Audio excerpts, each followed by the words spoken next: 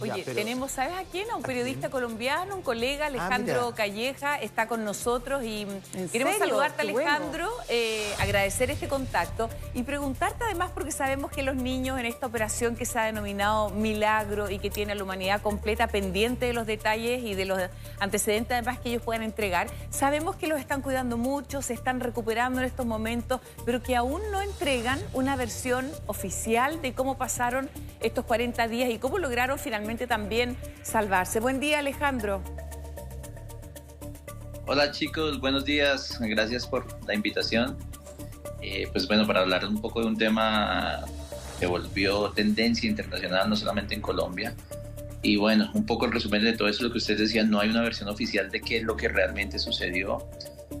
Se han dicho muchísimas cosas en torno a esta operación que en inicio fue la Operación Esperanza del Ejército Nacional. Todos los medios terminamos llamándola la Operación Milagro por lo que sucedió, pero inicialmente no hay mucha información clara de las cosas que han sucedido. Lentamente, con los días y a través de todas las personas que estuvieron en la zona, pues se ha ido recopilando información. Realmente son los niños los únicos que saben exactamente qué fue lo que pasó y cómo lograron sobrevivir. Alejandro. Y en este momento están bajo el cuidado de bienestar familiar, claro, y siguen hospitalizados. Alejandro, a ver, es que es bien delicado este tema porque estamos hablando de menores, además de un caso que ha conmocionado a todo el país, que involucra a comunidades indígenas. Entonces, es muy sensible, por decirlo de una manera, digamos, amable. Pero los medios colombianos han cuestionado o de alguna manera han editorializado diciendo que parece que el relato que es el oficial y que nos acaba de compartir nuestra compañera Mariane, podría no ser tan real. O sea, hay dudas, hay algunas piezas que parece que a ciertas autoridades o a ciertos periodistas o a ciertos comunicadores no les calzan este puzzle, que hacen que esto sea aún más misterioso de lo que ya es. ¿Cuál es la versión paralela que existe hoy día? Y lo estoy planteando porque está publicado en El Tiempo de Bogotá, en Caracol y en una serie de medios, digamos. Bueno, lo que les digo, lo que pasa es que ha sido un tema difícil de creer para mucha gente. Aquí hay una realidad y es que los 4 niños sobreviven en la selva después de 40 días, una selva en la que cualquier persona, como lo llamamos acá, civil, no habría pasado algunos 2 o 3 días porque es una de las selvas más difíciles del mundo. Entonces hay gente que ha dicho que es imposible que los niños sobrevivieran de esa manera 40 días. Los niños fueron hallados en un punto por el que las fuerzas militares en compañía de los indígenas habían pasado varias veces, pero hay que tener en cuenta que los niños también se estaban moviendo. Entonces han surgido algunas versiones como que podían estar en poder de algún grupo, de alguna comunidad que finalmente los entrega, que pudieron estar en manos de alguna disidencia de las FARC, que son un poco versiones difíciles de creer. Es decir, si están en poder de un grupo o de una disidencia, de un grupo ilegal de una comunidad, ¿por qué son hallados en ese estado de desnutrición en el que fueron hallados, con pérdida de peso, débiles? Y eso, digamos que de alguna forma podría echar por tierra todas estas versiones que dicen que hay algo oscuro y algo escondido que no se ha contado. Lo cierto es que los niños son hallados en un punto por el que ya se había contado. Y ayer hablábamos con alguien, con el padre de los niños realmente, y con algunos de los comandos que estuvieron en la zona, y nos decían, es imposible, es una zona donde había más de 400 hombres del ejército, es imposible que algún grupo, que algún agente externo los haya tenido y haya entrado hasta ese punto y los haya dejado ahí para que los encontremos. Dentro de las creencias indígenas, para nosotros es difícil entenderlo porque tenemos una cosmovisión del mundo diferente, pero ellos creen realmente en el espíritu de la selva, en el poder de la selva, de sus ancestros. Sí. Y ellos le atribuyen a esos ancestros y ese poder de la selva el que los niños hayan sobrevivido. Pero yo les voy a decir algo también que nos decía el papá. Dentro de esta cultura indígena que un poco nosotros no entendemos, las niñas desde muy pequeñas son educadas a imagen de las mujeres adultas. Es decir, las niñas desde pequeñas van entendiendo cierto tipo de labores. Eso nos lleva a concluir que la niña de 13 años era casi que la mamá de los niños. Era la mamá. Literalmente, claro. Era la mamá. Entonces, sí. Ayer el papá nos decía, ella lo único que hizo fue poner en práctica todo lo que había aprendido con los años. Es más, ella es, no sé si ustedes lo sepan, las dos niñas mayores son hijas de un papá diferente, de un hombre diferente, es otro su papá biológico, pero viven con su mamá y una familia. Con Miller, que es el papá de los dos menores. Miller nos dice, ellas lo que hacían realmente es, desde antes del accidente, ellas cuidaban a mis otros dos hijos pequeños. Es decir, lo que hacen un poco en la selva es seguir haciendo eso que ya venían haciendo en su población, que era cuidar a los niños pequeños. Y lo otro es que son niños, tú lo mencionabas, que nacieron en esa selva. Esa es su zona de juegos. Exacto. Es la zona donde sobreviven. Y desde pequeños son educados en esa relación profunda que tienen con la madre tierra, y saben qué hacer, qué fruto comer, de dónde alejarse, qué no hacer, incluso cómo manejarse con los animales de la zona. Entonces la ciudad es más hostil probablemente para ellos que la misma selva, que es donde se han criado, han vivido. El milagro pudo existir. Mirando esto, claro, puede haber versiones de... Sabemos que hay un contexto político, que la selva ha sido refugio de grupos rebeldes que se articulan y que atentan contra el Estado y contra el poder central y todo eso. Pero yéndome al tema de la naturaleza, o sea, a ver, el hombre se desarrolló en ese hábitat en un principio. O sea, todo lo que vino después y que nos hace sobrevivir es algo que apareció posteriormente. Entonces, no es, no sé... También me parece que es súper respetable e interesante la cosmovisión indígena de decir, aquí hay una selva activa, una madre tierra, básicamente es eso, que acoge y que da los recursos a cualquier ser viviente para que pueda sobrevivir. Esto es un muy buen punto. No me parece tan descabellado. Sí, pero sabes que hay además otro factor, Alejandro, que es la fortaleza de esta niña de 13 años, muy chiquitita, como dices tú, con un conocimiento ahí muy ancestral, muy arraigado. Pero mira su fortaleza física, pero también emocional. Tiene que despedirse de su madre moribunda, que le entrega, según entendemos nosotros, algunas instrucciones y hacerse cargo del resto de sus hermanitos. Entonces ahí, no sé si hay más detalles de cómo se alimentaron. Ella a lo mejor, bueno, probablemente a su papá le ha contado más, un poco más, ¿no es cierto? Entendemos que hablan también ahí un idioma distinto, entonces hay muchas cosas que ella, me imagino que mientras se vaya recuperando va a empezar a compartir. Sí, eso es lo que todos realmente esperamos. La situación real, ¿cuál es en este momento? Los 4 niños están bajo el cuidado de bienestar familiar, están por algunas cuestiones que surgieron después del rescate. Aún se encontraron ese día con su papá. Su papá estuvo adelantando los mismos procesos de búsqueda con las comunidades indígenas desde, nos decía ayer, desde el 6º día tal vez entró él a la selva. De hecho, en las imágenes de la extracción de los comandos, el papá es el que saca al pequeño en brazos. Es decir, él no está en el grupo que los encuentra, pero casi una hora después, en la misma selva, se encuentra con sus hijos. Él los puede ver en ese momento, puede estar con ellos, los traen a Bogotá, al hospital, y en ese momento les dan la atención médica necesaria, y su papá, por algunos motivos, también ha estado un poco enfermo después de salir de la selva. Ha estado hasta el momento alejado. Los niños han estado con otros familiares, y es poco de esas conversaciones reales, es poco lo que se sabe y poco la versión oficial que existe. Se ha dicho eso que ustedes dijeron, que la mamá estuvo viva 4 días y que le dio instrucciones. Hay otra versión que dice que no estuvo viva, que es la niña mayor la que desde el principio decide y saber qué hacer. ¿Qué pasa? En el avión había algunas provisiones, hay algún alimento nativo que se llama la fariña, que es con lo que ellos están acostumbrados a comer, a crecer. Y los niños toman esos alimentos y eso les permite, como en la primera etapa, sobrevivir y alimentarse, y después empiezan a alimentarse de los frutos de la selva. Nos decía uno de los comandos que estuvo, nos comentaba que una de las primeras frases realmente cuando se encuentran con ellos es "tengo hambre".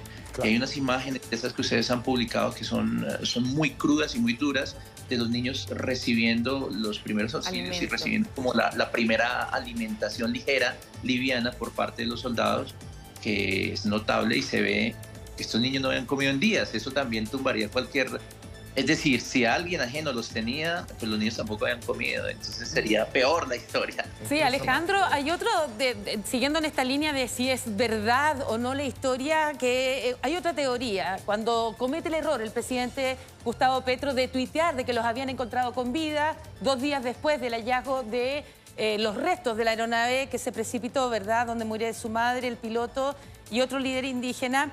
Él 2 días después tuitea que están vivos y después tiene que decir que en realidad no es así, que habían encontrado algunos rastros de estos pequeños y en definitiva que la teoría de ahora habrían, para mantener la tensión y la atención del pueblo colombiano frente a esta realidad, sí habían encontrado a los niños, entre comillas, y los retuvieron en este tiempo justamente ¿para qué? Para desviar la atención. Gustavo Petro, como exguerrillero, está pasando por una situación en particular que lo está comprometiendo, porque a veces si se habla de una maniobra es para distraer la atención de alguna situación en particular que está ocurriendo. ¿Se ha hablado de esa teoría también? Se han dicho demasiadas cosas en torno a toda la historia de los niños, justamente porque es muy difícil para mucha gente creer que 4 niños tan pequeños puedan sobrevivir 40 días en la selva. Entonces se ha dicho eso que tú planteas. Y creo yo, por lo que he vivido un poco, nosotros, yo personalmente estuve en la zona, tuvimos 2 compañeros en las zonas cercanos a través de los cuales se hizo todo el cubrimiento de Noticias RCN, el medio para el que trabajo en Colombia. Pero es difícil creer que alguien los haya podido tener y que hayan sido utilizados como una pieza de cambio, como una cortina de humo. Ya. Y tú que estuviste allí, ¿cuál es tu percepción, tu feeling, así el olfato periodístico? ¿Crees que esto es real? ¿Que fue como lo están contando? Mira, hay una cosa también contada por la misma gente, por los compañeros que estuvieron en la zona y sobre todo por los comandos del ejército que en todos estos años de conflicto de Colombia han estado en esas selvas profundas. Y por los mismos indígenas. Esa es una selva con árboles de 40 metros de altura, donde a veces es difícil distinguir, no entra la luz del sol, a veces es difícil distinguir el día de la noche, donde llueve la mayoría del día, donde muchas veces tienes que pasar sin comer, incluso sin dormir, ante la presencia de animales que te pueden atacar en cualquier momento. Es una situación muy, muy, muy difícil. Y los indígenas creen en el poder de esa selva y también la respetan, de lo difícil que es. Aquí ocurrió algo maravilloso, en medio, más allá de lo más grande es que los niños aparecieron. Claro, sí, están vivos. Claro. Y están vivos.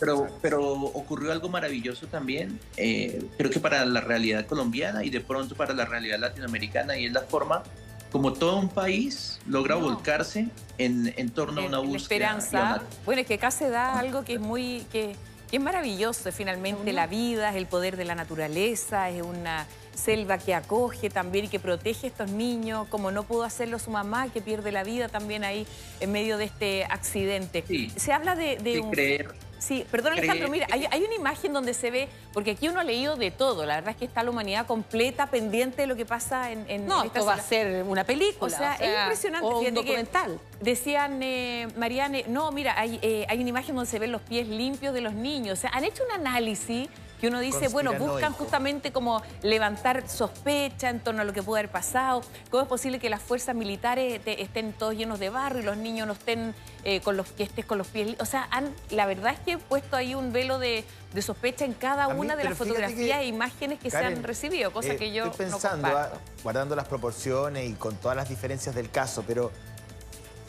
A ver, yo creo que el ser humano, esto es una reflexión más profunda, el ser humano tiene una capacidad de sobrevivencia que nosotros ni siquiera logramos imaginar, y sobre todo los niños. Los niños.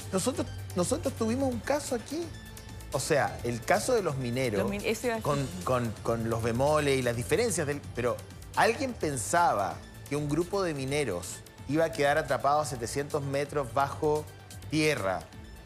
Y iban a poder sobrevivir y salir de la manera que lo hicieron, claro, con toda la tecnología y tal, y bueno.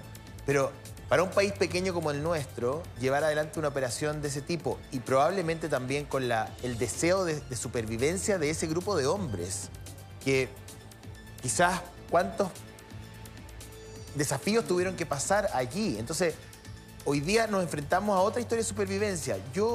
Los niños de la cueva de Tailandia, José. Los niños de la cueva de Tailandia. Sí. Yo no sé si aquí hubo una operación política o no. Yo creo que es bien irresponsable entrar Yo soy en bien ese ingenua, tema. no sé. Yo creo en esta historia. Fíjate, por eso te preguntaba en tu feeling, porque para mí, Alejandro, es crucial tu testimonio, porque tú estuviste ahí. Has estado en la selva, estuviste en la zona de búsqueda, has conversado con el padre, con la familia. Es decir, totalmente presente. Por eso, ¿cuál era tu feeling o olfato periodístico, tu sensación?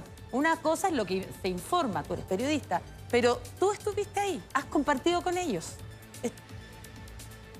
Bueno, mira, te hago claridad. Nosotros, yo no estuve en la zona, he estado otras veces en la selva, esta vez no estuve en la zona, estuvimos a través del cubrimiento de 2 compañeros. Yo creo que aquí hay que quedarse con algo más allá de todas las especulaciones, que con el tiempo y cuando los niños estén en condiciones, si es que algún día vamos a poder hablar con ellos porque están protegidos, y es entendible que estén protegidos por todo lo que han pasado, por ver morir a su madre, es un golpe muy fuerte para ellos, y todo lo que tuvieron que haber pasado. Solo ellos saben realmente qué ocurrió, y en algún momento tal vez lo entenderemos a través de sus familiares. Yo prefiero quedarme con que están vivos y que esto es un milagro. Haya sido lo que haya ocurrido en esa selva, esto realmente es un milagro. Sí. Tal vez las 2 mayores tú dices, bueno, una niña de 3, una de 9 que estaban preparadas, pero que ellas a su vez hayan mantenido al niño de 4 años y a una bebé de 11 meses, pues esto es un milagro que nos habla de un montón de cosas buenas que podrían pasar en la vida. Ver a los indígenas trabajando de la mano con el ejército por una misma causa. En esa zona confluyeron, ayer nos decía Miller, el papá, confluyeron comunidades indígenas que no están cercanas, están a horas de allí, y llegaron a la zona para sumarse a la búsqueda. Vimos a hombres del ejército rescatar indígenas enfermos en la selva. Vimos un montón de cosas maravillosas, y vimos también el poder de una selva que es difícil, y cómo devuelve a los niños con vida, si es que lo queremos ver desde el punto de vista un poco mágico. Se han dicho muchas cosas que también no son ciertas. En internet giraron imágenes donde dice que cómo iban a tener bolsas de basura. No eran las bolsas de basura, eran las mantas térmicas que el ejército ya les había puesto. Claro. Que cómo iban a tener comidas, era la comida que ya les había dado el ejército. Hay misterios, los niños están en un punto donde ya había cruzado el ejército, es cierto, pero los niños se estaban moviendo también. Bueno, sí, el ejército tiraba comida. No tienen explicación. Yo creo que... el ejército tiraba comida por vía aérea. Yo me quedo con el milagro. Sí, hay una figura, y ahí para ir cerrando este espacio, pero me parece que no es casualidad que esto haya ocurrido en la tierra donde nace el realismo mágico narrativo. Yo no sé si Remedios la Bella existió o no, y las mariposas amarillas, pero yo me quedo también con tu mensaje. Los niños están vivos, están en un proceso de estabilización. Así es. Y fíjate que, mira, yo ahí coincido con Alejandro y con la gringa, que, no sé, bueno, yo creo que con la Karen igual, pero quiero creer que efectivamente la selva viva los abrazó de alguna manera, que la madre tierra no es simplemente una anécdota, sino que tiene una sustancia y que se manifiesta de cuando en cuando, digamos. O sea, que reemplazó a esa mamá que estaba partiendo. Exacto. Sí, pues. Gracias, Alejandro. Gracias, Alejandro. Un abrazo muy grande. A ustedes, chicos. Gracias por el contacto. Que estén bien.